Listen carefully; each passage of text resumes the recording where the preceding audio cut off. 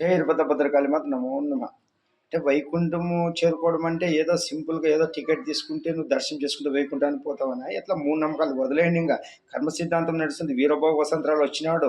ఇంకా ప్రత్యక్షంగా మనకు కనిపెట్టే టైం కూడా ఆసనం అవుతుంది. అది ఏమన్నా మీ ఇష్టం చిలువిడిగా లివింగ్ రిలేషన్ అక్రమ సంబంధాలు విచ్చిలిపెడతాం, తాగడము 80% భారతదేశంలో తాగడం. ఏందిరా ఇది? రాష్ట్రంలో అంటే విచ్చిలివిడికి, తెలంగాణ అంటే ఇక్కడ మటన్ కానీ ఇవి తినడం.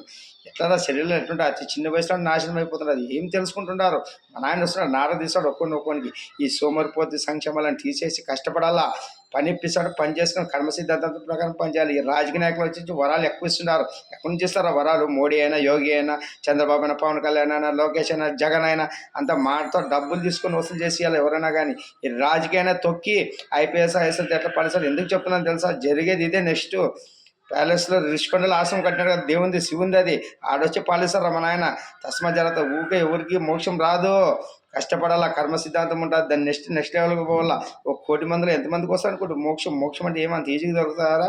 ఏం సినిమాలో టికెట్ దొరుకుతా నువ్వు టికెట్ తీసుకుంటే మోక్షం వస్తుందా? కర్మ ఎవడు అనుభవించాలరా? నువ్వు పోయి ఇప్పుడు వైకుంఠ ఏకాదశి తిరుపతికి పోతావు, దర్శనం చేసుకుంటావు, మళ్ళీ కర్మ చేయవా?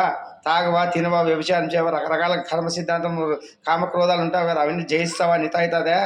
ఎట్లా అనుకుంటారా? ఉత్తుత మోక్షాలు ఎట్లొస్తాయి? నీకు ఈజీగా దొరకాలంటే ఎట్లా దొరుకుతుంది? ఇది వచ్చిందే శరీరం కర్మ తెంచుకుని. నీకు ఇప్పుడు ఇవన్నీ అనుభవించి నెక్స్ట్ లెవెల్ వేరే ఉంటుంది. ఆ లెవెల్కే పోవడంలే. ఏదో ఊకే ఈజీగా అనుకుంటారే. ఒక గేమ్ ఆడితే లెవెల్స్ ఎట్లుంటాయి? ఒక్కొక్క లెవెల్ ఒకటి దాటుకుంటే ఎంత కఠినంగా ఉంటుంది. ఒక కూలి పని చేసిన వానికి జీతం ఇవ్వాలంటేనే ఆలోచిస్తాం. అటువంటి దేవుడు ఊరికి ఇట్లా మొక్కని వెంటనే మోక్షం ఇస్తాడు. అంత పుణ్యాత్మలా మనము, అంత ధర్మాత్మలా మనం చేసేవని కర్మఫలాలు. పుష్కర స్నానం చేస్తే పుణ్యం వస్తుందా? కర్మలను ఈజీగా పోతావా? ఎట్లన్నా ఏదో క్రమశిక్షణ కోసం పూజలు, మన మనశ్శాంతి కోసం దేవాలయాలు, మన కోరికలు తీర్చుకోవడానికి ఏకాంతంగా స్వామిని అడుక్కోవడానికి, స్వామి ఉండడానికి ఆయన అడుక్కోవడానికి పోవాలి. కానీ మనం ఏదో అన్నీ ఇట్లా ఊహించుకొని ఈరోజు లక్షలో పోయి ఎంతన్నా తొక్కిసలాట. మళ్ళా ఈ తిరుపతిలో కూడా అధికారులు తప్పు ఉందనా? మీకు బాగా మీరు చాలా ఇది చేసుకుంటున్నారు. మీకు భక్తి పోయింది, భయం లేదు. తిరుపతి స్వామి అంటే అంతా ఈ రాజకీయ కక్షలు, కుట్రాలు జరుగుతున్నాయి. ఇప్పుడు మత్సంగా హిందూ బంధువులందరూ సంక్రాంతి చేసుకోవాలని సంతోషం ఉండాలనుకుంటే మీరు ఒక ఆఘాతం కలిగిస్తున్నారు. చాలా తప్పు. మతోన్మాదులు అందరినీ ఎరేస్తాడు. మన ఆయన ఇరుప వసంతరాలు వస్తున్నాడు. మీ ఆటలు సాగు. ఇంకా రాజకీయాలు చేసేది మానండి.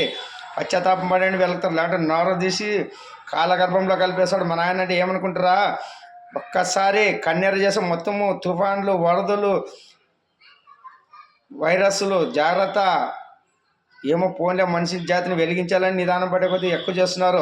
కలుపు మొక్కలు ఎట్లా వేస్తే మొత్తం బాగుపడుతుంది. సేనట్లో ఇట్లా సమాజంలో కలుపు మొక్కలు వేస్తే సృష్టి బాగుపడుతుంది. జై భద్ర.